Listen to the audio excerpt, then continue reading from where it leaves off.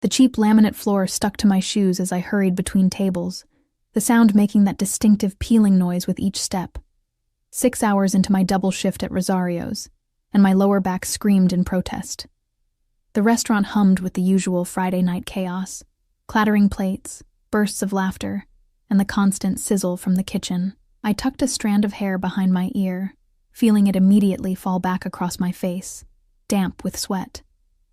"Table 7 needs drinks, Ellie," Marco barked from behind the bar, not bothering to look up from the martini he was mixing. "On it," I called back, forcing brightness into my voice that I didn't feel. I'd learned early that cheerfulness, even fake, meant better tips, and God knew I needed every dollar tonight. The eviction notice taped to my apartment door this morning had made that abundantly clear. 3 months behind on rent, and my landlord's patience had finally run out. I had 72 hours to come up with $2,400 or find somewhere else to live.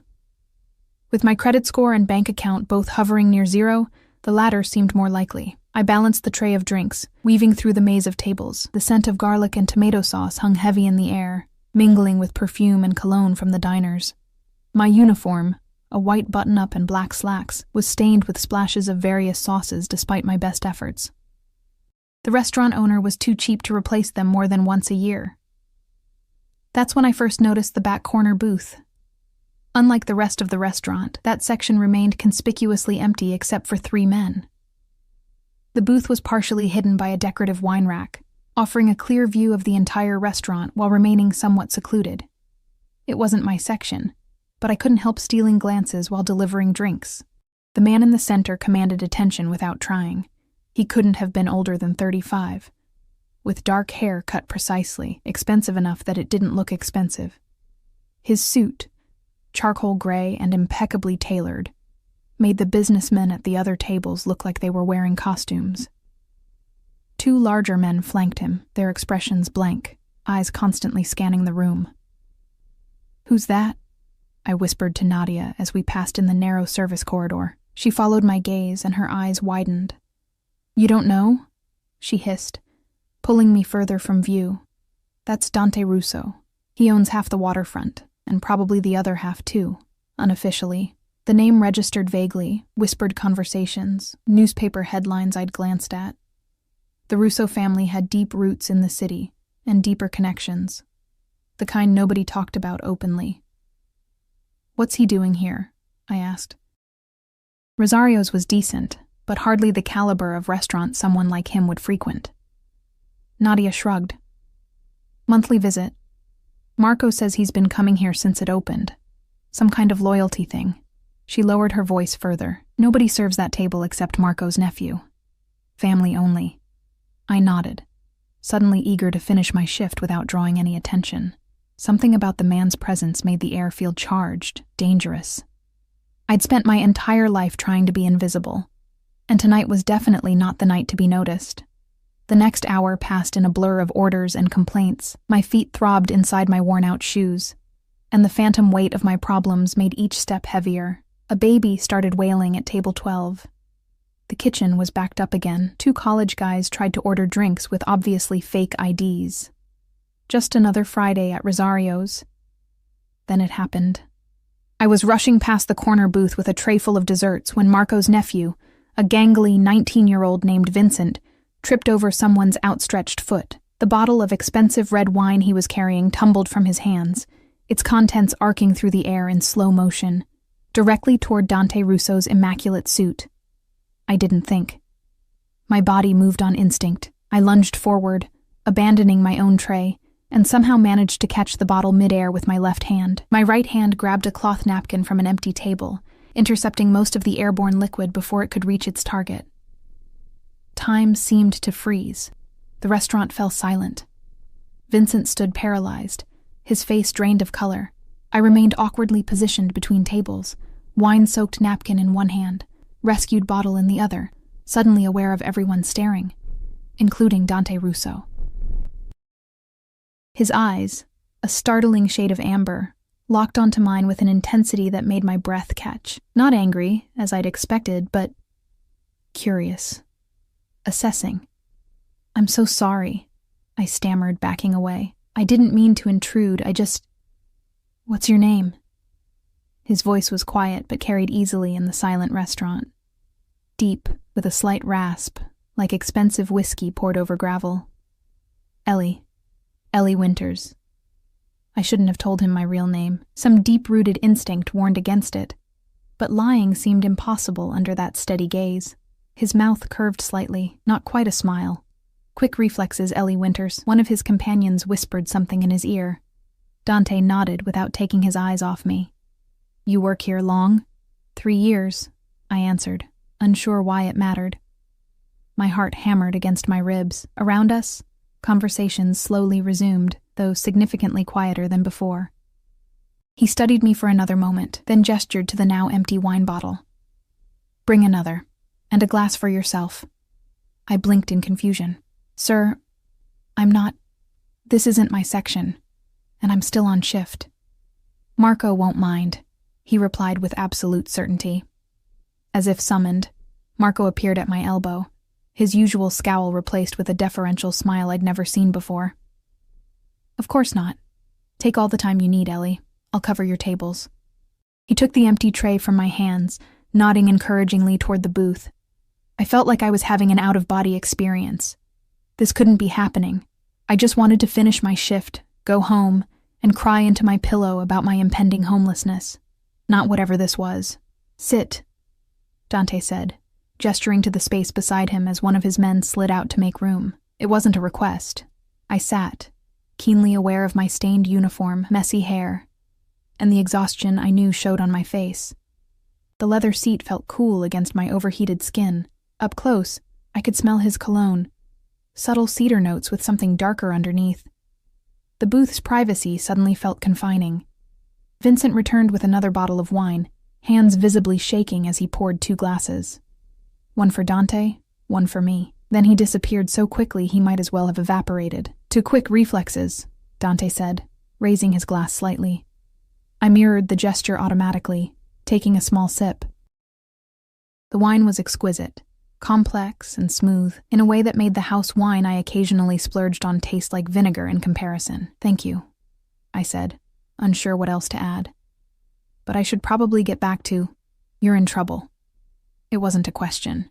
I froze, wine glass halfway to the table. Excuse me? His eyes never left my face. Financial trouble. Serious, from the looks of it. A chill ran down my spine. How could he possibly know that? Had my desperation been that obvious? Or worse, had he been watching me before tonight? I don't know what you're talking about, I lied, the words sounding hollow even to my own ears. He didn't bother responding to the obvious falsehood.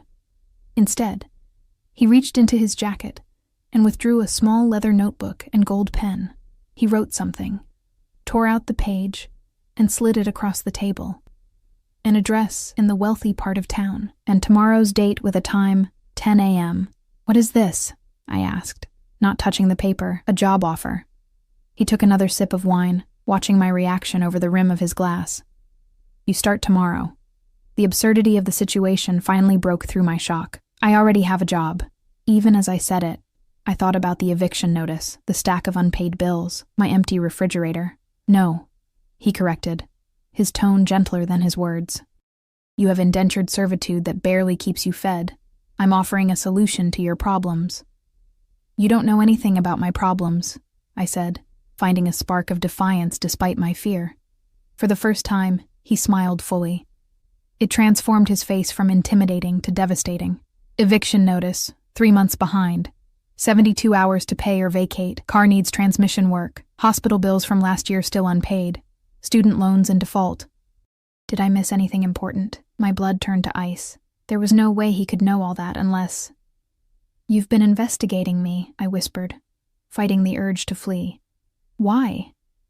He leaned back, regarding me with those unnerving amber eyes. Let's call it recognition of an uncommon quality. Loyalty. Resourcefulness. Quick thinking under pressure. He gestured around the restaurant. Most people here would have let that wine hit me, then enjoyed watching the fallout. You acted without hesitation to prevent a stranger's inconvenience, at your own expense.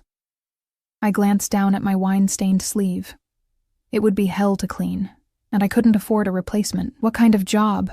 I finally asked, hating the tremor in my voice. Personal assistant, companion for certain social events, occasional translator when needed. He named a monthly salary that made me choke on my wine. That's ridiculous, I said, once I'd stopped coughing. Nobody pays that much for an assistant. I do. His tone brooked no argument. The position requires unique qualifications, discretion, adaptability, the ability to keep calm in unusual circumstances. His gaze intensified. You'll have an apartment in my building, a car, healthcare. And what do I have to do for all this? I asked, suspicion creeping into my voice. Nothing in my life had ever come without a terrible price. Something flashed in his eyes, amusement perhaps, or approval. Nothing illegal, nothing unethical, and nothing, he emphasized, of a sexual nature, unless you wish it. Heat flooded my cheeks. I don't. Then it won't be an issue. He finished his wine. Be at that address at 10 tomorrow. Bring whatever matters to you. Leave the rest. One of his men murmured something in Italian. Dante checked his watch and nodded. I'm afraid I have another engagement. But I look forward to our arrangement, Ellie Winters. I haven't agreed to anything, I pointed out, finding a last scrap of courage. He studied me for a long moment. You will. It wasn't arrogance in his voice, but certainty, as if he'd already seen how this would play out.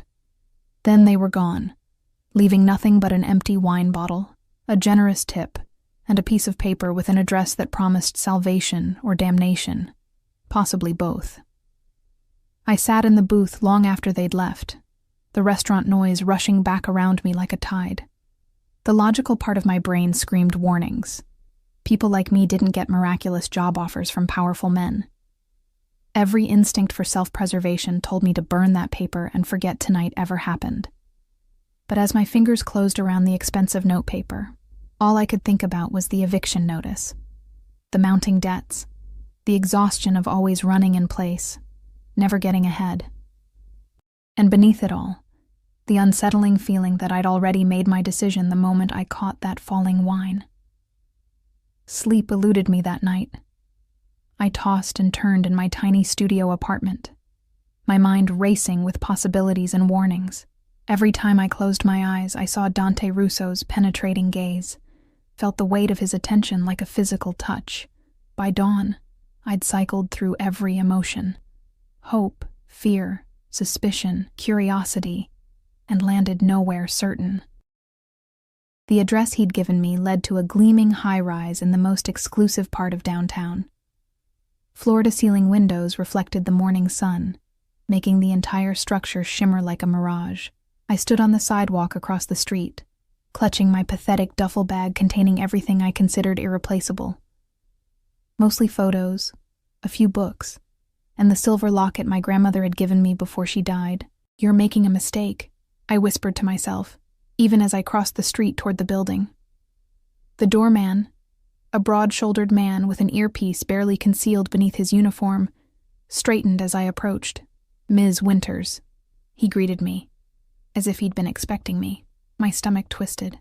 Of course they knew I was coming. They probably had people watching my apartment to make sure I showed up. Mr.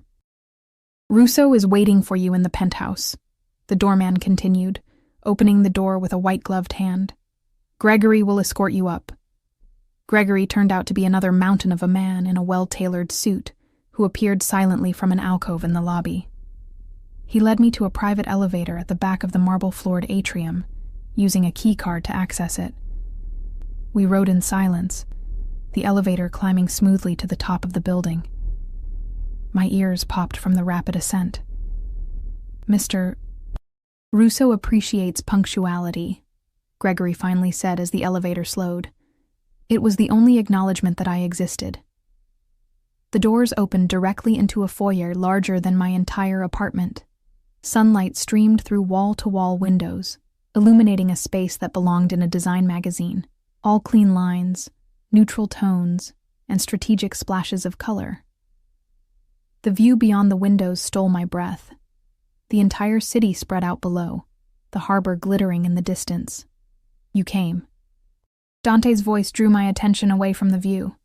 He stood in the doorway to what appeared to be a living room, dressed more casually than the previous night. Dark trousers and a crisp white shirt with the sleeves rolled to his elbows, revealing strong forearms and an expensive watch. "I'm still deciding," I countered, finding some small courage. I came to hear more details before making any commitment. Something like respect flickered in his eyes. "Fair enough." He gestured toward the living room. "Please." I followed him, trying not to gawk at my surroundings. The living room continued the theme of understated luxury, leather furniture, abstract art on the walls, a fireplace that probably cost more than 4 years of my rent. A woman in a gray dress, obviously staff of some kind, appeared with a tray of coffee. "Diana will show you to your quarters after we talk," Dante said, pouring coffee into 2 porcelain cups so delicate they looked like they might shatter if handled too roughly.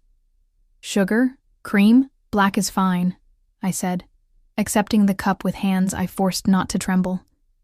The coffee smelled incredible, rich and complex, nothing like the burnt diner sludge I was used to. He sat opposite me in a leather armchair, his movements fluid and controlled. "You have questions." I took a sip of coffee to gather my thoughts. "What exactly would I be doing as your assistant?" "Managing my schedule, accompanying me to certain business functions, overseeing household staff, occasional travel." He watched me over his cup. "Your language skills are particularly valuable."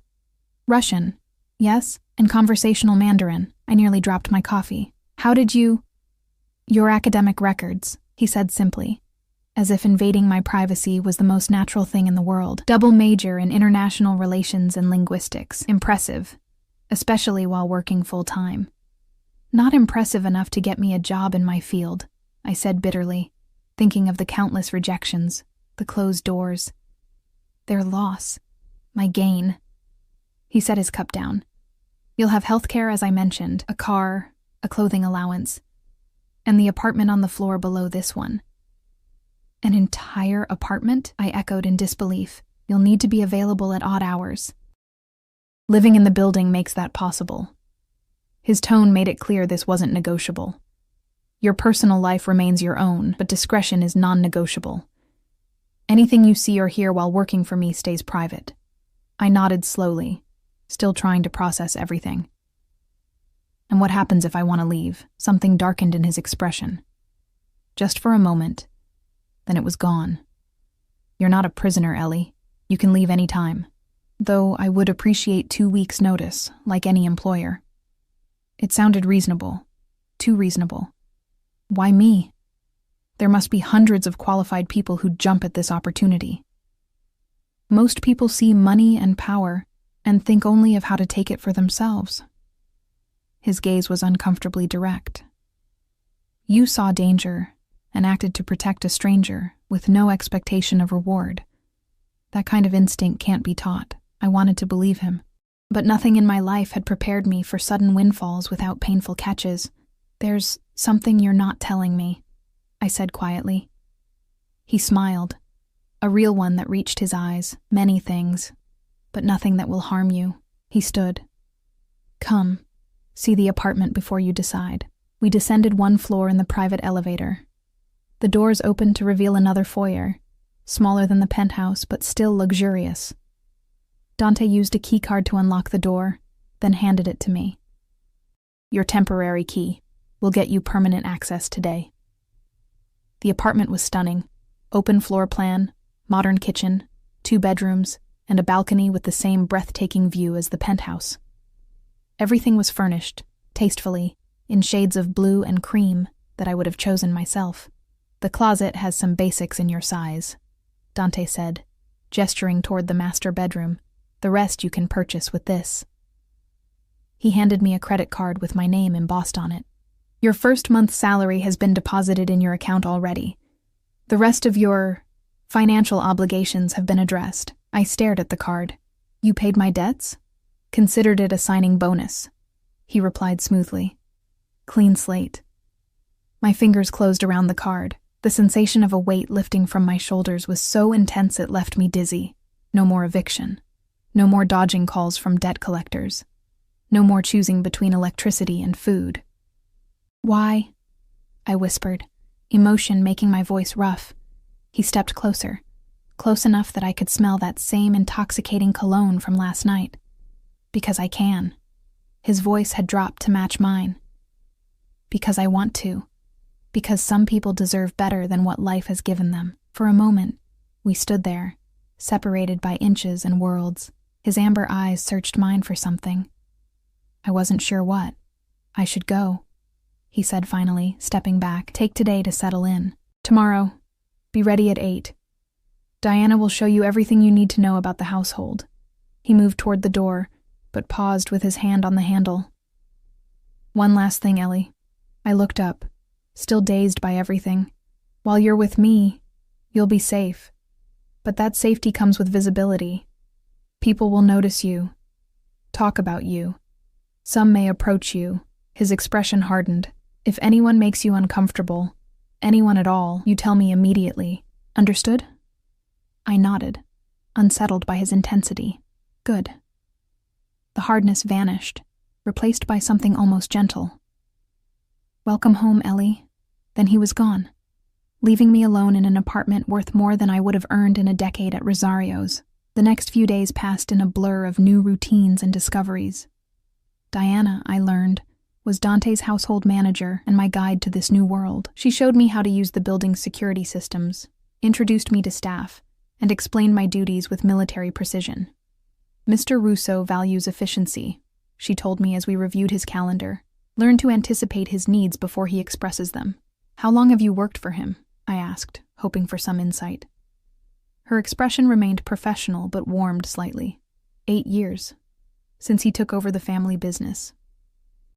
I wanted to ask more about the family business, about Dante himself, but something in her manner discouraged personal questions. Instead, I focused on absorbing everything she taught me. By the end of the week, I had settled into a routine of sorts. Mornings began with reviewing Dante's schedule and preparing briefings on anyone he was meeting that day. Most afternoons were spent accompanying him to various appointments. Legitimate business meetings at office buildings downtown. Lunches with people who seemed important, but whose roles remained mysterious. Dante himself remained an enigma. Professional, but not cold. Demanding, but never cruel. He never raised his voice, yet everyone around him moved with the tense readiness of prey animals in a predator's territory. Everyone except me. With me, he was different. More relaxed. Sometimes even playful in a restrained way, his dry humor catching me off guard.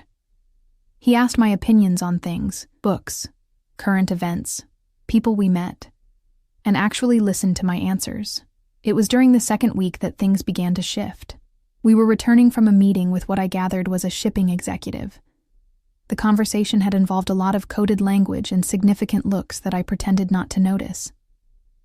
As we settled into the back of his Mercedes, Dante seemed tense, his jaw tight. Problem? I asked, reviewing my notes from the meeting. Possibly. He stared out the window for a moment. What did you think of Milano? I considered the shipping executive we'd just left. Nervous. Kept looking at his phone, and he contradicted himself about the delivery timeline. Dante's eyebrows rose slightly. Most people wouldn't have caught that. I shrugged. Most people don't spend years serving tables. You learn to read people when your tips depend on it. A small smile. What else? He wasn't afraid of you, I said, the realization crystallizing as I spoke. Everyone else is, at least a little. He was nervous, but not about you, about something else. Dante studied me with new interest. You continue to surprise me, Ellie Winters. Before I could respond, his phone rang. He answered, listened for a moment, then cursed softly in Italian. His eyes flicked to me. Change of plans, he said after ending the call. I need to make a stop. You can wait in the car. I'll come with you, I said automatically. In case you need anything. Something flashed across his face. Concern? This isn't a business meeting. I understand, I replied, though I didn't. Not really. He hesitated, then nodded once. Stay close to me. Don't wander. The driver took us to an industrial area near the docks, stopping outside a warehouse with no visible signage. 2 men in dark clothing stood guard at a side entrance. They straightened as our car approached. "Wait here," Dante instructed the driver, then turned to me. "Last chance to stay in the car, Ellie." I met his gaze steadily. "I'm your assistant. I assist." His mouth quirked. "So you do." He reached into the car's compartment and removed a handgun, checking it before tucking it inside his jacket. My breath caught. Despite all the hints and whispers, this was the first concrete evidence of who Dante Russo really was. What he was. He saw my expression and paused. "Are you afraid?" The strange thing was, I wasn't. Not of him. No. He studied me for a long moment, then nodded. "Stay behind me. Don't speak unless spoken to. And if anything happens, anything at all, you run. Don't look back. The driver will get you home." The warehouse was dimly lit and smelled of dust and salt. We followed one of the guards through a maze of shipping containers until we reached a small office area. Inside, 3 men were waiting. 2 standing, 1 seated. The seated man had a swollen face and split lip. His hands were zip-tied to the chair arms. My stomach dropped. I knew immediately what this was, and everything in me screamed to leave. But leaving meant abandoning the fragile safety I'd found. It meant returning to desperation. So I stayed, silent and still, as Dante approached the injured man. Their conversation was quiet, punctuated by long silences and the occasional harsh word in Italian. I focused on breathing evenly, on keeping my expression neutral. 10 minutes later, it was over. No additional violence, just tense conversation, and what appeared to be an agreement. The man was released from the chair. As we walked back to the car, Dante placed his hand lightly on my lower back. The first time he'd touched me since we met. His palm radiated heat through my blouse. "You did well," he said quietly. "Most people would have run. Most people haven't been where I've been," I replied, surprising myself with my honesty. His hand tightened slightly against my back. "And where is that, Ellie?" I thought about my childhood in foster care. The years of struggling, the constant fear of destitution. Rock bottom, with a view of what's below it. He was silent for a long moment. "No one will hurt you again, not while you're with me." It should have sounded threatening. Instead, it felt like the most sincere promise anyone had ever made me. In the car, he sat closer than usual, his presence both comforting and overwhelming. "Ask your questions," he said, watching my profile. "I know you have them." I turned to face him fully. Who was he? Someone who forgot his obligations.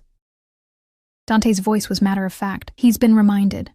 "Did you hurt him before I arrived?" "No, others did, on my behalf. No evasion, no justification." I nodded slowly. "Will it happen again? Will I see worse?" His eyes searched mine. "Possibly. My world isn't always civilized, but I try to keep bloodshed to a minimum. Bad for business." "Is that what this is? Business?" "Everything is business, Ellie." His gaze softened fractionally. "But some things matter more than profit." I looked out the window at the passing city lights, weighing my next words carefully. I can't be part of hurting people, even indirectly. He was quiet so long I thought he might not answer. "I won't ask you to be," he finally said. "But I won't lie to you about who I am either." "And who is that?" I asked, turning back to him. In the dim car interior, his amber eyes gleamed. "Someone who protects what's his." The words hung between us, loaded with meaning I wasn't ready to examine. But as we drove back to the gleaming tower I now called home, one thought kept circling in my mind. I was becoming one of those things Dante Russo considered his. And the most terrifying part was how little that frightened me. Fall gave way to winter, and I settled deeper into my new life. The initial strangeness faded, replaced by routines that began to feel natural. Wake up in my luxury apartment. Review Dante's schedule over coffee that cost more than I used to make in an hour. Choose an outfit from a closet filled with clothes I once would have only gazed at through store windows. After the warehouse incident, Dante kept his more questionable business dealings separate from my duties. But I wasn't naive. The the hushed phone calls, the meetings that disappeared from the calendar, the occasional bruised knuckles on his security team. They told their own story. "You're thinking too loudly," Dante remarked one evening as we rode back from a charity gala. Outside, snow fell in fat, lazy flakes, coating the city in pristine white that would turn to gray slush by morning. I smiled faintly, smoothing the silk of my evening gown. Another gift from him. Midnight blue, backless, worth more than my old car. Just tired. It was a long night. He studied me in that intense way of his, seeing too much. "You handled the commissioner's wife beautifully. Most people can't manage her for more than 5 minutes without reaching for a drink." She's lonely," I said with a shrug. "Her husband parades her around like an accessory, then ignores her. All she wants is genuine conversation." Dante's mouth curved. "Your empathy is both your greatest strength and your most dangerous vulnerability." "Is that your way of telling me I'm too soft?" I asked, meeting his gaze directly. Over the past months, I'd grown bolder with him, less afraid of overstepping. "No," he said thoughtfully. "It's my way of saying you see people clearly, even when they don't deserve your compassion." The car slowed as we approached our building. Before the driver could open the door, Dante placed his hand over mine on the seat between us. His touch sent a jolt of awareness through my body, a reaction I'd been fighting with increasing difficulty. "Have dinner with me tomorrow," he said. Not a command, but not quite a question either. "We have dinner together most nights," I pointed out. Part of my job was attending business dinners, acting as a buffer or translator when needed. Not a business dinner. His fingers tightened slightly over mine. "Just us." My heart stuttered. "Dante, it's time we discussed certain things," he continued, his voice dropping lower. "Things I've been postponing."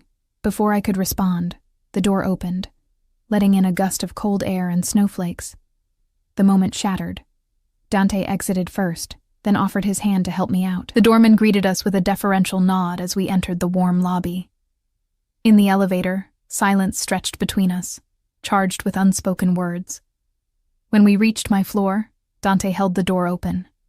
8 o'clock, he said, nothing formal. I hesitated, then nodded once before stepping out. As the doors closed, I caught his expression.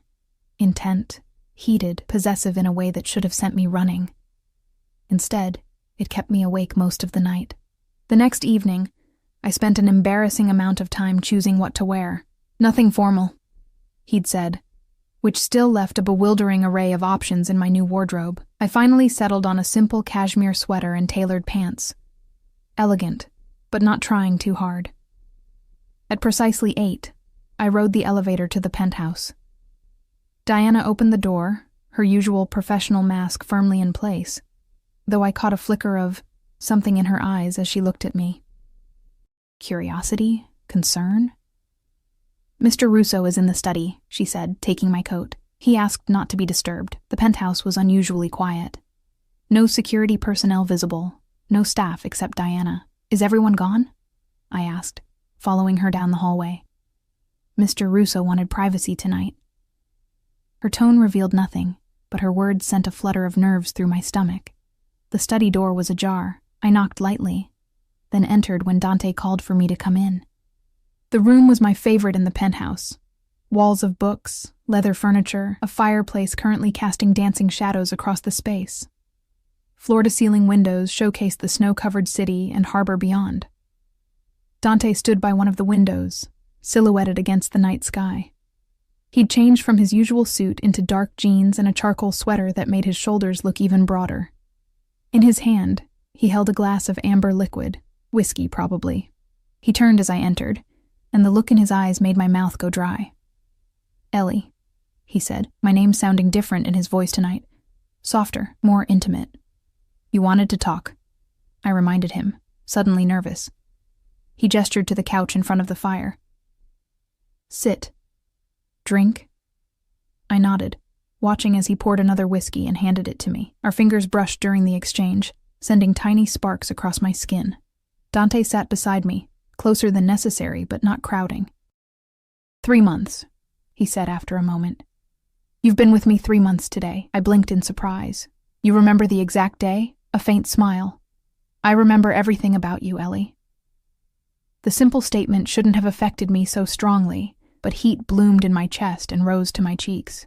I took a sip of whiskey to hide my reaction, savoring the warm burn down my throat. You've exceeded every expectation, he continued. You learn quickly. Adapt to any situation. Handle people with remarkable skill. He turned slightly to face me more directly.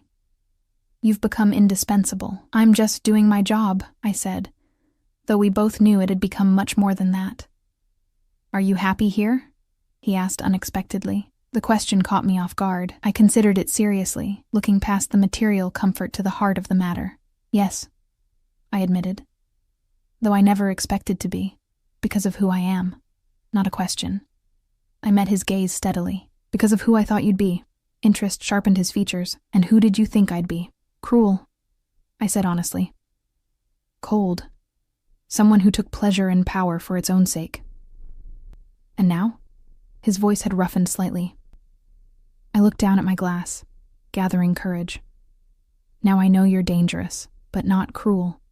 Controlled, but not cold. I risked looking up again. You protect what's yours, just like you said. Sometimes ruthlessly, but there are lines you won't cross. Satisfaction flickered in his expression. You see me clearly. Not entirely, I countered. There are parts of your life you keep separate. To protect you. From what? He set his glass down and leaned closer, close enough that I could feel the heat radiating from his body. From choices. From consequences. From the weight of knowledge. My heart thrummed against my ribs. I'm stronger than you think. I know exactly how strong you are. His hand came up to touch my face, fingertips tracing my cheekbone with devastating gentleness. That's what worries me. I should have pulled away. Should have maintained the professional boundary that was rapidly disintegrating between us. Instead, I leaned into his touch, eyes fluttering closed for just a moment. Tell me to stop, he murmured, his thumb brushing the corner of my mouth. Tell me this isn't what you want. I can't, I whispered, opening my eyes to meet his gaze. Because it would be a lie. Something fierce and hungry flashed across his face. His hand slid to the nape of my neck, tangling in my hair, drawing me closer. I've wanted you since the moment you caught that wine bottle, he confessed, voice dropping to a growl. Every day since has been an exercise in restraint. Why wait? I asked, breathless with anticipation. Because I needed you to see me clearly before making this choice. His forehead touched mine. Because once I have you, Ellie, I won't let you go. The possessiveness in his words should have frightened me. Instead, it sent a thrill down my spine, awakening something primal I hadn't known existed within me. I'm already yours, I admitted. The truth I'd been fighting for weeks finally breaking free. I have been for a while now. His control snapped. In one fluid motion, he pulled me onto his lap, his mouth claiming mine with a hunger that stole my breath. I melted against him, arms winding around his neck, fingers threading through his hair. He kissed like he did everything else, with absolute focus and mastery, leaving no room for hesitation or doubt. His hands roamed my body, learning every curve through the thin cashmere. When we finally broke apart, we were both breathing hard, his pupils dilated until only a thin ring of amber remained. If we don't stop now, he warned, voice ragged, we won't stop at all. I traced the strong line of his jaw with my fingertips. Then don't stop. He stood in one smooth movement, lifting me with him. I wrapped my legs around his waist as he carried me from the study, down the hallway, to his bedroom, a space I'd glimpsed but never entered before. He laid me on the massive bed with unexpected tenderness, then stood back to look at me, his gaze burning with naked desire. Last chance to change your mind, he said, though we both knew neither of us could turn back now. In answer, I reached for him, pulling him down to me.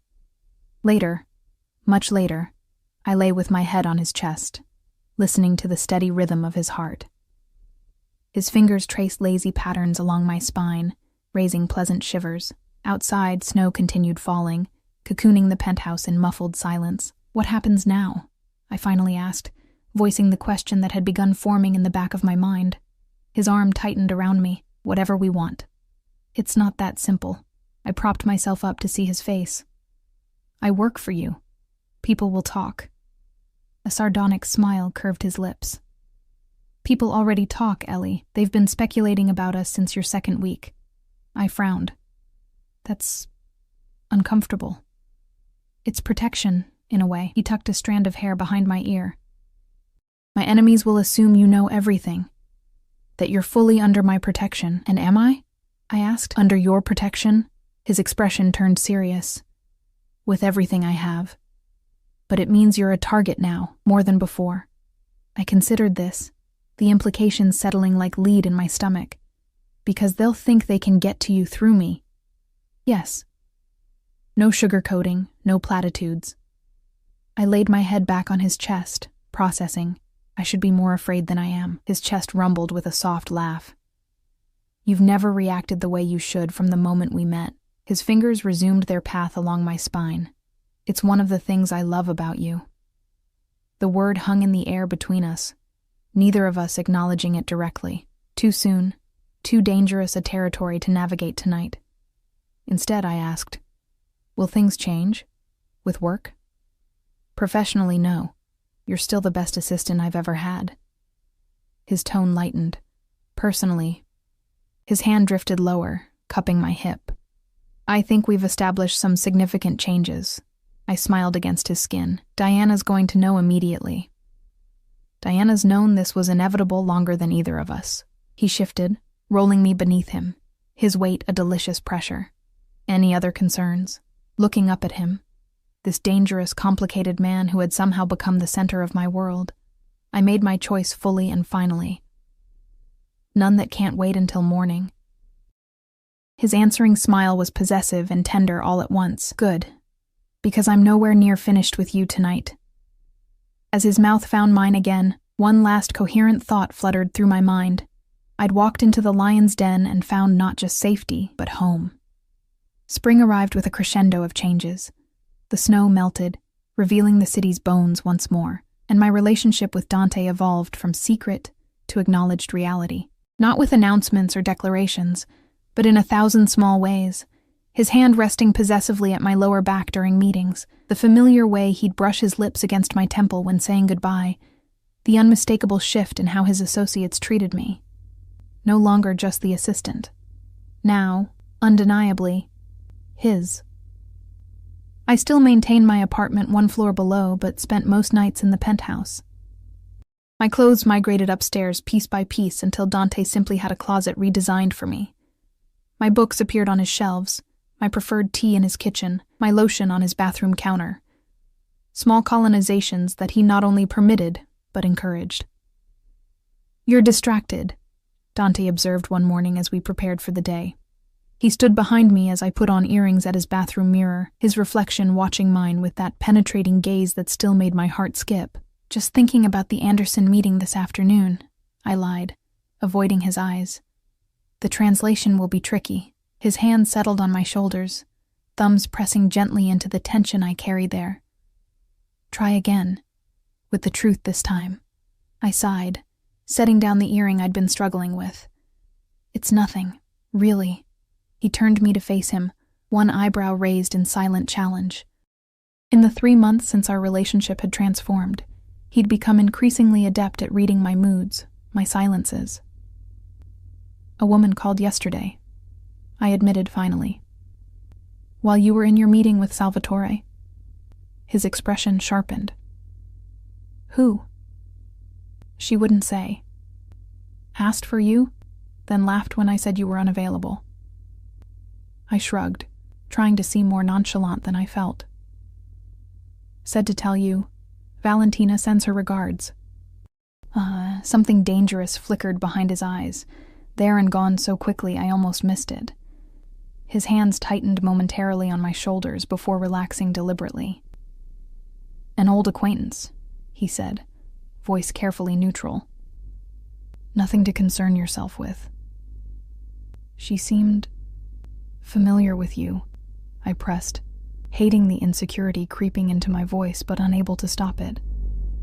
Very familiar. Dante's mouth curved slightly.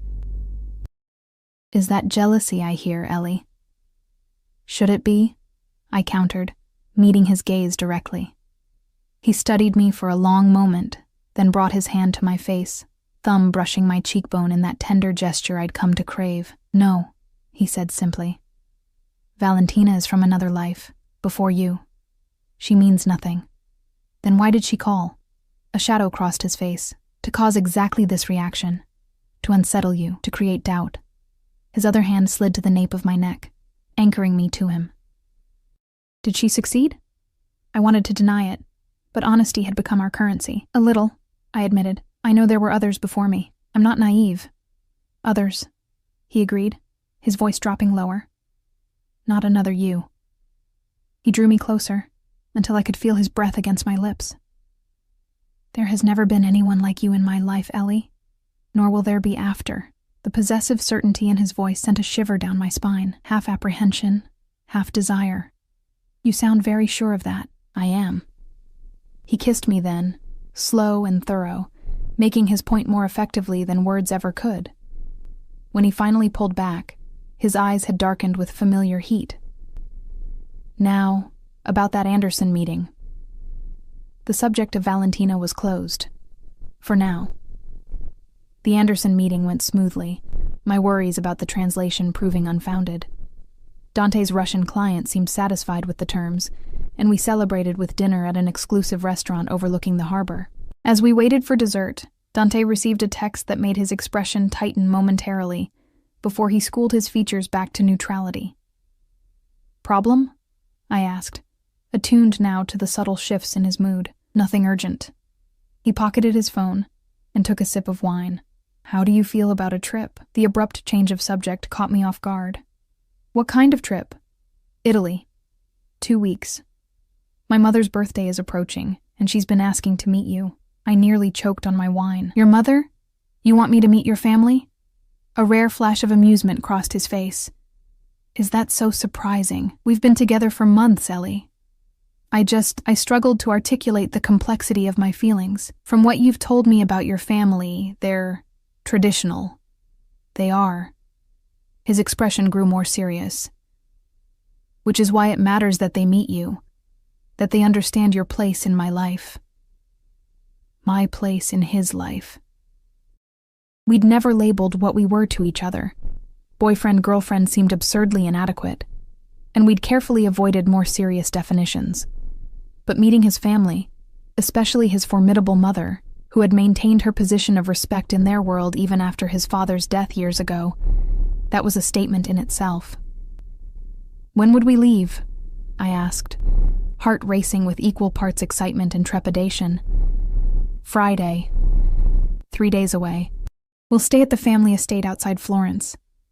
I nodded slowly, imagining the ancient Tuscan villa he'd occasionally mentioned. I should practice my Italian. His smile returned, warming his amber eyes. Your Italian is already better than you let on. I've heard you speaking with Marco from security. Eavesdropping, Mr. Russo, I teased, grateful for the lighter moment. Appreciating, he corrected, reaching across the table to take my hand, always appreciating. The dessert arrived, momentarily distracting us both. As we shared the rich chocolate creation, I noticed Dante scanning the restaurant with more attention than usual. His thumb absently traced the inside of my wrist as he surveyed the other diners, a habit I'd come to recognize as a sign of underlying tension. You're worried about something, I observed quietly. His gaze snapped back to mine, a flicker of surprise crossing his face before he masked it. Just a precaution, he said, his tone casual but eyes alert. Finish your dessert. The car will be waiting. The drive home was silent, Dante working on his tablet while I gazed out at the nighttime cityscape. When we reached the penthouse, he disappeared into his study with a brief kiss and a murmured apology about business that couldn't wait. I changed and went to bed alone, unusual enough these days to leave me unsettled. Hours later, I woke to the mattress dipping as Dante slid in beside me. The clock read 2:37 a.m. I turned toward him, detecting the faint scent of his cologne mingled with something else. Cigarette smoke, though he didn't smoke. Everything okay? I murmured sleepily as his arm curved around my waist, drawing me against his chest. Better now. he replied, his voice rough with exhaustion. His hand stroked my hair, more to soothe himself than me, I suspected. Go back to sleep. Instead, I tilted my head up to study his face in the dim light filtering through the windows. You had a meeting at this hour. Not a question, but he answered anyway. A situation needed handling. The text at dinner? He nodded once, his jaw tight. I traced the line of that jaw with my fingertips, feeling the tension there. Will you tell me? For a long moment he said nothing, and I thought he might refuse. Then he sighed, capturing my hand and bringing it to his lips. Valentina's brother made some poor choices tonight, choices that could have had consequences for people under my protection. A chill ran through me. Is he alive? Yes. Dante's voice was matter of fact. Whether he stays that way depends on his sister's ability to control him. I swallowed hard. The reality of who Dante was, of the world he inhabited, crashing back with brutal clarity. Despite months of living in his orbit, there were still moments when the truth struck me anew. Does it bother you? He asked, watching me intently. Knowing what I'm capable of? I considered the question seriously, owing him the honesty he always demanded. Sometimes, I admitted.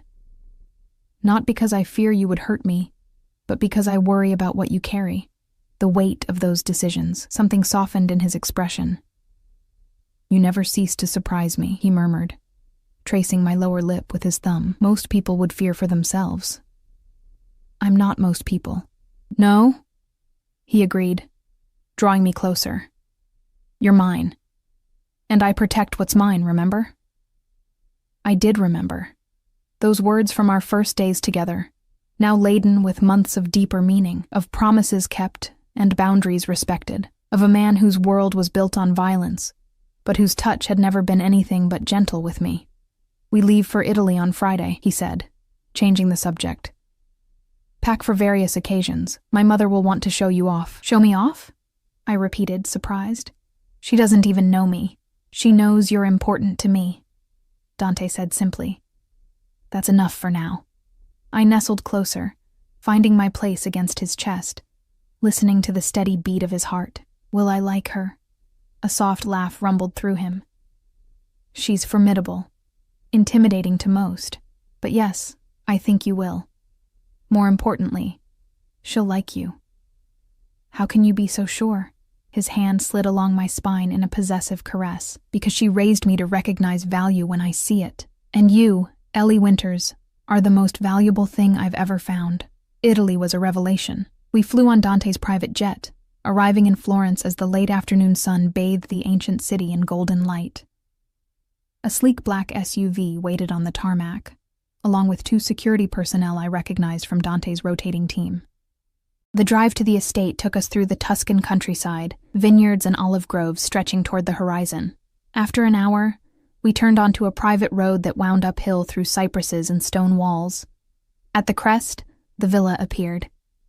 3 stories of honey-colored stone and terracotta tiles, surrounded by formal gardens and overlooking the valley below. It's beautiful, I breathed as the car pulled into a circular drive. It's been in the family for 4 generations, Dante said, his hand finding mine. My great-grandfather bought it when he first came to Italy. The front door opened before we'd fully stopped, revealing an elegant woman with silver-streaked dark hair and Dante's unmistakable amber eyes. Despite being well into her 60s, she carried herself with the straight-backed grace of a much younger woman. Mio figlio, she greeted, as Dante helped me from the car. Her voice was warm but refined, with a stronger accent than his. Her gaze immediately shifted to me, assessing in a way that reminded me powerfully of her son. Mama, Dante replied, embracing her briefly before turning to me. May I present Ellie Winters, Ellie, my mother, Sophia Russo. I extended my hand, summoning every bit of poise I'd cultivated over the past months. It's a pleasure to meet you, Mrs. Russo. Thank you for inviting me to your home. She ignored my hand, instead taking my face between her palms and studying me intently. So, she said after a moment that stretched my nerves to breaking, this is the woman who has bewitched my son. Before I could respond, Her serious expression melted into a warm smile. She leaned forward and kissed both my cheeks. "Call me Sophia, Kara. We are family here." Dante's hand settled at the small of my back, a subtle reassurance. The look he gave his mother held equal parts affection and warning. "Don't overwhelm her in the first 5 minutes, Mama." Sophia waved this away. "Nonsense. If she's strong enough to handle you, she can certainly handle an old woman's curiosity." She linked her arm through mine. "Come. You must be tired from your journey. I'll show you to your rooms." As we entered the villa's cool interior, I glanced back at Dante, who followed with an expression caught between amusement and resignation. He gave me a slight nod of encouragement. I turned back to his mother, whose arm remained linked with mine. "I've been looking forward to seeing where Dante grew up," I said truthfully. "He speaks of Italy often, but rarely of his childhood. My son has always been private," Sophia replied, leading me up a sweeping stone staircase. "Even as a boy, but he tells me you have a way of drawing him out." The subtle interrogation had begun. I recognized it for what it was, a mother's protective instinct, wrapped in graciousness and hospitality. Over the next hours, as we toured the villa and settled in, Sophia's questions continued, expertly woven into conversation. Where had I grown up? My education? Family? That last question had been the most difficult, admitting to my lack of family without inviting pity. Sophia's eyes had sharpened with interest rather than sympathy. "So you have made your own way," she said thoughtfully. "Built yourself without foundation. That requires remarkable strength." It was the first moment I felt she might genuinely approve of me. Dinner that evening was an elaborate affair, served in a dining room with frescoed ceilings and views of the countryside now silvered by moonlight. Other family members joined us. Dante's younger sister Lucia with her husband, a cousin whose name I immediately forgot, and an elderly uncle who spoke little but observed everything. I sat at Dante's right, acutely aware of being studied by every pair of eyes at the table. The conversation flowed primarily in Italian, though they switched to English whenever addressing me directly. Dante translated occasionally, his hand often finding mine under the table. "Tell me, Ellie," Lucia said during the second course, her English precise but heavily accented. "How did you and my brother meet? He is uncharacteristically vague on the details." Dante tensed beside me. I squeezed his hand reassuringly. "I was working as a waitress," I said truthfully. "Dante came into the restaurant, and I made an impression." Sophia's eyebrows rose. "A waitress? How interesting." Her tone revealed nothing of whether she found this suitable or scandalous. "She saved me from wearing an excellent Barolo," Dante added, his thumb stroking the inside of my wrist. "Caught it mid-air. I've never seen reflexes like it." "Always the practical one, my son," Sophia said with a small smile, appreciating useful skills. "Among other qualities," Dante replied, his gaze meeting mine with an intensity that made me blush. Lucia laughed delightedly. "I've never seen him look at anyone that way," she told me, ignoring her brother's warning glance. "Like you've performed some miracle just by existing." "Enough, Lucia," Dante said, though without real heat. The conversation drifted to business matters, and I was grateful for the reprieve from direct attention. I observed instead, noting the dynamics between family members, the subtle shifts in Dante's demeanor. Here, surrounded by his blood, he seemed both more relaxed and more alert, a complex contradiction that fascinated me. Later, as we prepared for bed in the expansive suite we'd been given, I finally voiced the question that had been growing since our arrival. "Your mother, does she approve?" Dante paused in unbuttoning his shirt, regarding me thoughtfully. Would it matter if she didn't? I considered this as I removed my earrings. "To me, yes, in some ways. She's important to you." I met his gaze in the mirror. "To us? I don't know. Would it?" He crossed to stand behind me, his hands settling on my shoulders. "My mother's opinion matters to me. Her happiness matters." His eyes held mine in the reflection. "But my choice of who to love is mine alone. Love." He'd never said it directly before, though I'd felt it in 1,000 unspoken ways. My breath caught. "And I choose you, Ellie," he continued, turning me to face him. I chose you the moment you caught that wine bottle. I'll keep choosing you every day after. As his lips found mine, I realized I'd received the answer to both questions, the one I'd asked about his mother's approval, and the unspoken one about the true nature of what lay between us. Both answers were yes. The rest of our time in Italy passed like a beautiful dream, days filled with excursions to Florence and surrounding villages, private wine tastings at neighboring vineyards, and quiet moments in the villa's gardens. Evenings of elaborate family dinners, where I gradually found my voice among the Russos. Nights alone with Dante in our suite, where the ancient walls kept our secrets. Sophia warmed to me fully on the 5th day, when she found me in the villa's library, struggling through an Italian poetry book. "Your dedication is admirable," she said, startling me from my concentration. She moved with the same silent grace as her son. "I want to understand," I replied, closing the book. "Not just the language, but the culture, the history that shaped Dante." She studied me with those penetrating amber eyes so like her son's. "You love him." It wasn't a question, but I answered anyway. "Yes, very much. And you understand what that means? Loving a man like my son?" I met her gaze steadily. "I understand who he is, what he does." "And you accept this?" Her voice remained neutral, but I sensed the weight behind the question. "I accept him," I said carefully. "All of him." Something shifted in her expression. Approval, perhaps, or relief. "Then you are braver than most." And she crossed to a cabinet behind the desk, removing a small wooden box. "I have something for you." Inside the box lay a necklace, a delicate gold chain supporting a small pendant shaped like a key, inset with tiny diamonds. "It belonged to my grandmother," Sophia said, lifting it from the box. "She gave it to me when I married Dante's father. She said it was the key to survival in our world." I stood perfectly still as she moved behind me, fastening the necklace around my throat. The pendant rested cool against my skin, just below my collarbone. "I don't understand," I said, touching it gently. "Why give this to me now?" Sophia came around to face me again, her expression serious. "Because you will need it sooner than you think." She took my hands in hers. "Our family's strength has always been its women, Ellie. The men may appear to lead, but we are the foundation, the backbone." Her grip tightened. "Sometimes the conscience. Has Dante done something I should know about?" I asked, sudden unease prickling along my spine. "My son keeps many secrets," she replied. "Some to protect himself, some to protect those he loves." She released my hands. "But remember this. In our world, secrets are both weapons and shields.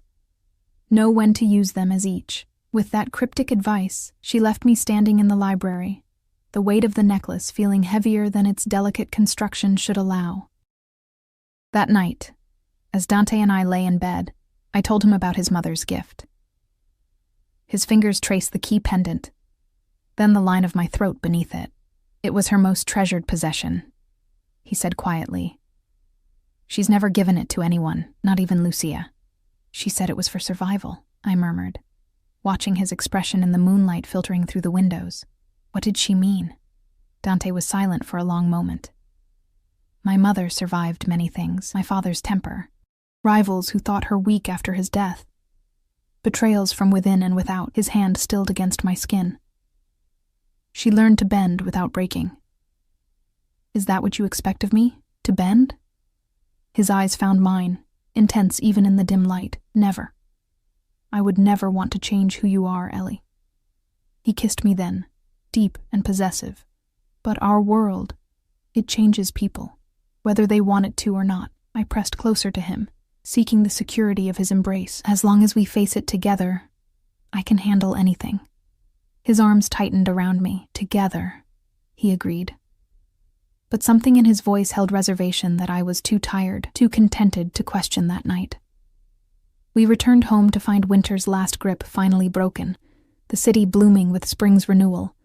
I stepped back into our routine with fresh perspective. My relationship with Dante deepened by the time with his family. The necklace from Sophia remained around my throat, a constant reminder of acceptance and warning both. 3 days after our return, everything changed.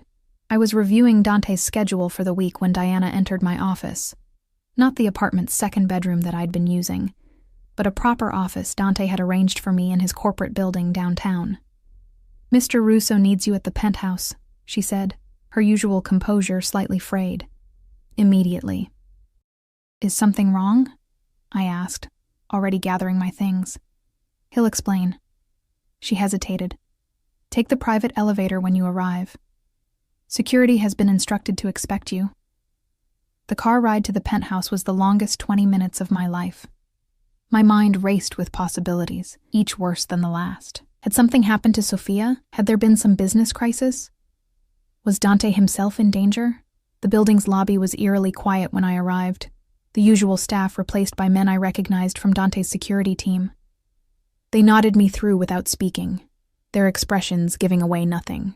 The private elevator required a fingerprint scan, something new since our departure for Italy. It ascended smoothly to the penthouse, where the doors opened to reveal not Dante, but Marco, the security chief I'd come to respect over the months. "Where is he?" I asked without preamble. "In the study." Marco's voice was carefully neutral. "He asked that you go directly there." The penthouse felt wrong, too quiet, too still. No staff visible, blinds drawn despite the bright spring day outside. I made my way to the study, dread building with each step. I knocked once, then opened the door without waiting for a response. Dante stood by the windows, his back to me, silhouetted against the thin strips of light filtering through the blinds. He didn't turn when I entered. "Dante?" I moved toward him, concern overriding caution. "What's happening?" "When was the last time you spoke to Michael Reeves?" he asked, his voice unnervingly calm. I stopped, the unexpected question catching me off guard. "Michael? I haven't seen him since before I met you." "Maybe a year ago. Michael had been a waiter at Rosario's, fired shortly before I'd left." "Why?" Dante turned then, his expression a controlled mask I hadn't seen directed at me in months. He held out a tablet. "Explain this." On the screen was a surveillance photo of me, entering a coffee shop I didn't recognize, dated 3 days before we left for Italy. Next to it, another photo, me apparently sitting across from a man whose back was to the camera.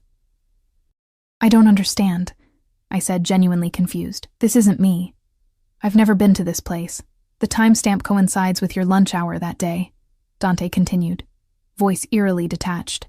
"You told me you were shopping for our trip." I stared at the photo again, disbelief giving way to understanding. "Dante, that's not me. Look closer." He took the tablet back, studying the image with narrowed eyes. "The hair's similar, and she's wearing a coat like mine," I continued. "But her build is different. She's shorter." I moved closer to him, fighting the urge to touch him when he was so clearly walled off. "Why would you think I'd lie about meeting someone?" "Because Michael Reeves isn't just your former co-worker," Dante said, setting the tablet down with careful precision. "He's been working with the Moretti family, our main rivals, feeding them information for months." The floor seemed to shift beneath my feet. "That's impossible. Michael was just a waiter, like me." "No," Dante's eyes never left mine. "He was placed at Rosario's specifically to monitor my monthly visits. He's been informing for the Morettis for years." "And you think I'm... what? Working with him?" The accusation was so absurd I almost laughed, until I saw the genuine doubt in Dante's eyes. "You can't seriously believe that." "What I believe," he said carefully, "is that there are too many coincidences. Your miraculous save with the wine, your perfect suitability for the position I needed filled, your quick adaptation to my world." Each word struck like a physical blow. I took a step back, then another, shock giving way to anger. "So this was all a test? These past 6 months? Italy? Your mother's approval?" My voice broke on the last word. Something flickered in his expression. Pain, perhaps, or regret. But it was quickly subsumed by the cold calculation I'd seen him use with enemies. "I wanted to be wrong," he said quietly. "I've never wanted to be wrong about anything more in my life." "You are wrong," I insisted, my hand unconsciously rising to touch Sophia's necklace. "Call her. Call your mother. She saw something in me you apparently can't." "My mother doesn't know everything," he replied. She sees what she wants to see, a woman who makes her son happy. She doesn't see the larger game. There is no game, I cried, frustration mounting. Dante, everything between us has been real. Every moment, every word. I moved toward him again, desperate to break through whatever had poisoned his mind against me. Look at me. Really look. Do you honestly believe I could fake what's between us? For a moment, just a moment, doubt flickered in his eyes. Then his phone chimed with an incoming message. He glanced at it, and whatever vulnerability I'd glimpsed vanished instantly. You need to leave, he said, tucking the phone away. Marco will escort you to a hotel. Your things will be sent there. Just like that? Disbelief made my voice barely audible.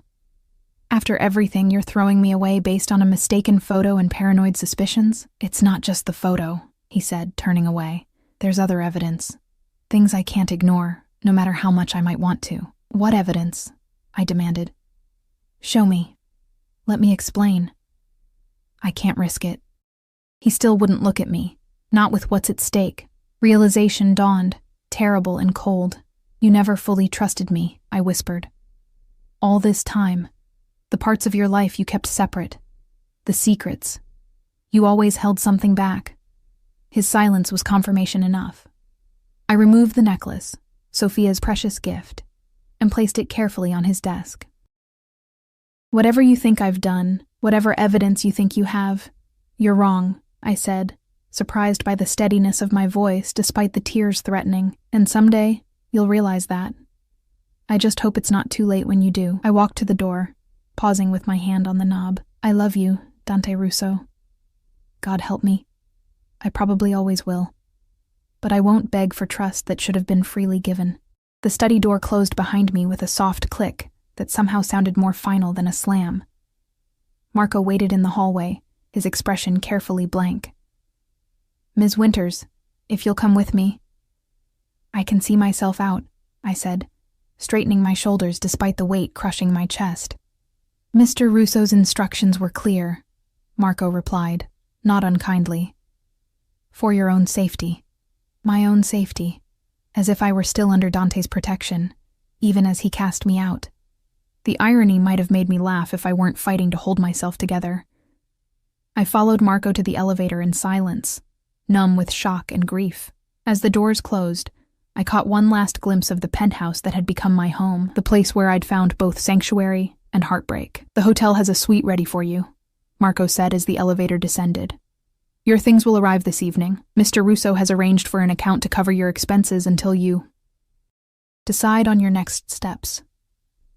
His careful phrasing told me everything. Dante hadn't just ended our relationship, he'd erased me from his life entirely.